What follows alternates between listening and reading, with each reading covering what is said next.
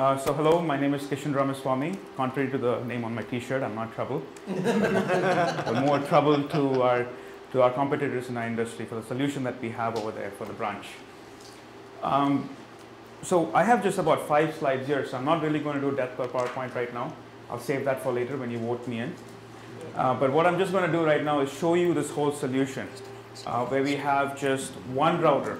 That's all you need, one router for n number of applications. And I'll demonstrate some of those applications, right? So, but there are 2 key components. Ouch.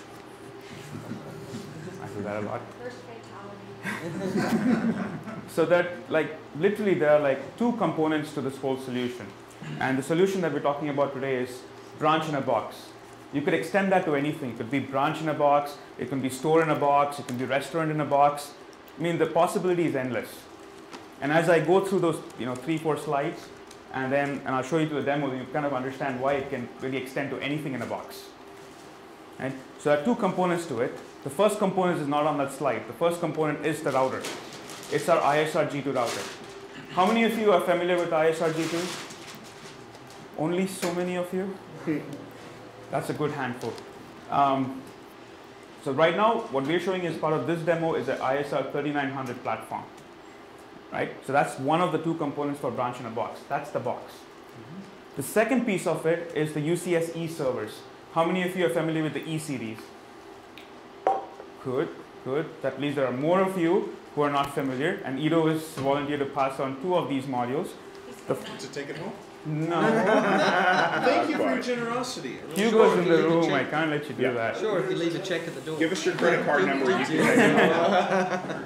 Do we want to pass them out, or maybe have them available at lunch so people? Sure. I mean, while we're talking about this, we just Hugo, maybe from Lauren on. So, the first one, which is coming down your way, is the UCS E single wide blade. Right? It's a 4-core. So that's a picture of it, and you'll actually get to see it in your hand shortly. But it's basically a 4-core Intel E3 Xeon processor. It's based off the Sandy Bridge architecture, something that you would see even in the C series. So it's very similar in terms of the architecture, but we use an E3 processor over here. It's a 4-core clocked at 1 gig. You have up to 16 gigs of RAM that you can plug into the E series. You can have up to 2 terabytes of storage on the E series. So it can be, again, we give you the flexibility in what type of drives you want to choose and order. It could be a SATA drive, a SAS drive, an SSD drive, an SED drive, the self-encrypting drives, whatever whatever the end customer wants. We give you that flexibility for you to choose. Of course, SATA has the most amount of storage, which is 1 terabyte per disk, whereas SSDs goes up to 200 gigs.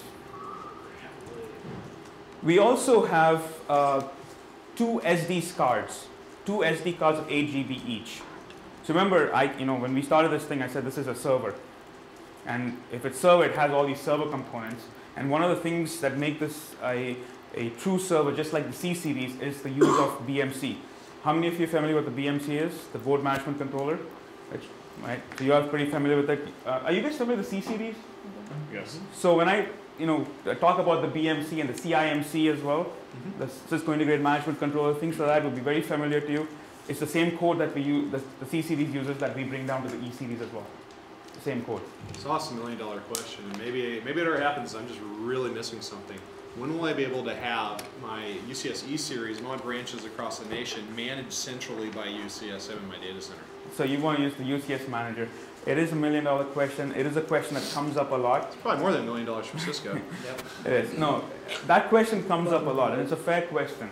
But to be managed by a UCS manager, there are some hardware components also required, like support of unified fabric, which is not something that this board has the real estate or even can support today. Or even, okay, so if you can't do that, can I expect Cisco to publish Puppet modules, which they already Puppet, there's a lot published around the stack distro, and there's a Puppet manifest for managing UCS, or UCS B and C. Yep. Can I expect to see Puppet manifest or modules So I can tell you this in this forum right now, that this is not something that we've taken lightly. In fact, we're dropping a lot of things as we speak, just to fix this whole management solution. So we are coming out with a bunch of things. Again, I can't go to the specifics of what they are, but rest assured that we are coming out with an ability for our customers who, just like I explained, n number of branches with hundreds of these modules to be centrally managed. So we are working on that. Be excited to see it. And you will see that soon, before, by October at least. So I have a real quick question around that. Your team was introduced as the routing Services team. routing group, yes. So are you guys doing the development around the UCS modules on this, or is it tied Yes. back to the UCS team? No.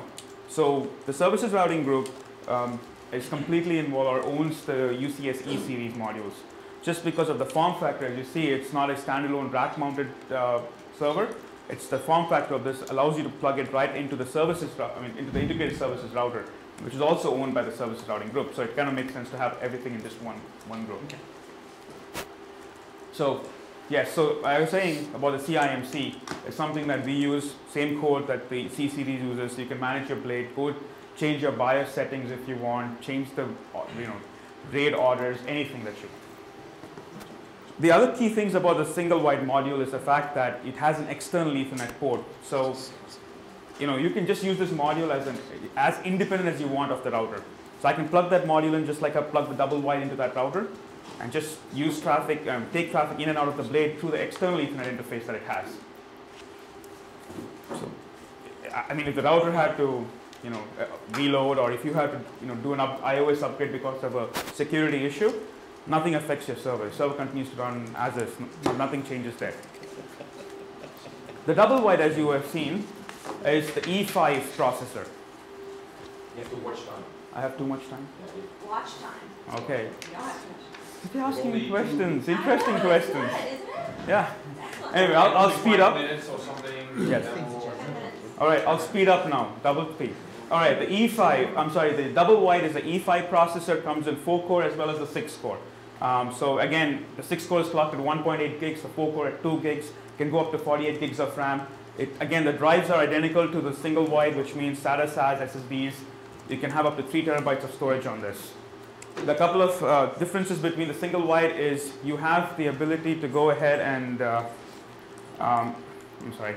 you have the ability to just plug in a monitor directly to it. So we have a VGA port, serial interfaces, again, 2 8 gigs SSD ports for your CIMC use. Nothing of that changes. Now, when you plug the module into the router, you get 2 more interfaces. These are important because now from an application point of view, on the double wide you have 4 NICs. On the single wide you have 3 NICs. So those 2 interfaces pop up when you plug it into the module. Now, that's what a complete solution looks like. In case when you have that whole module plugged into the router, remember we talked about this as being a one-box solution, right? So here's that one-box solution. I have an IP phone up here. It runs, the box runs Communications Managed Express, so the phone is completely registered to the router. You don't have to go back or haul it back to a call manager. If you choose to do it, that's perfectly fine. But in this demo, this phone is registered to Communications Manager running on the box. The double wide module over here runs applications. One is the VSM application. So before my battery dies out, I'm going to switch to and show you. And I do apologize for this clumsiness. I was trying to fix it in a rush, but it's kind of out of focus, but trust me, this is one of the cameras right here that I'm holding up. You'll notice a 3-second delay between the cameras and the feed. But basically, here are 2 cameras running VSM off the blade. The other thing that I did want to show you was the ability for us to do virtual desktops, right? So here's that same phone. It's got a VDI backpack connected to it at the back of it, right here. I've connected the cable and monitor cables to this, this monitor over there, and I have the option to go and log into my VDI session. So what this allows me to do is, let's say, typical use case, say in a retail store, you put a box like this in your back of your retail store. You have checkout counters up in front. You have VDI running in your store where you can run point of sale application and just for the front store. So I have the option to go and run. And since this is local, you can see the response time of any of these applications is huge. It's right there in your LAN, so there's really no delays or anything like that for you to use it. The last thing, I think I might have left my iPad back there. Here's another option. Sorry for that. Here's another option, right? Let's say that I have a store manager. He's able to walk around the store. He doesn't have to be tied to his desktop over here. He can use his, let's say the VM, in my demo I'm using VMware View, which is here on the iPad. I can use the VMware View over here and be able to move my desktop with me. So I don't have to be tied there. Let's say there's a presentation open over there. I'm going to try to connect. I'm going to enter my credentials, which is super secret. Cisco. Cisco. Yeah. 2, 3. So now you'll see that within a couple of seconds, the session is moved off from my VDI terminal over there to my iPad. So it's going to bring it up over here. And the best part is, wherever you left your mouse, wherever you left your, we're in the middle of writing a document, the session will bring it back here. Now I can still control these things if I don't figure that out. But that's one of the cool things that you have. Lastly, to finish this, the whole integrated story. Communications, I did talk about that. Let's say I have a Jabber client on this iPad. I'm able to make a call over here to my desk phone or to somebody else's phone. And if I had a Bluetooth headset registered to this, I can have this complete call. Echo. Yes, that's true. So that's the store in a box. I kind of rushed through it, but again, it's all those two components, just to summarize, the ISR router and the blade that's in that router that enables you to run all these applications. So that ties up the whole store in a box solution.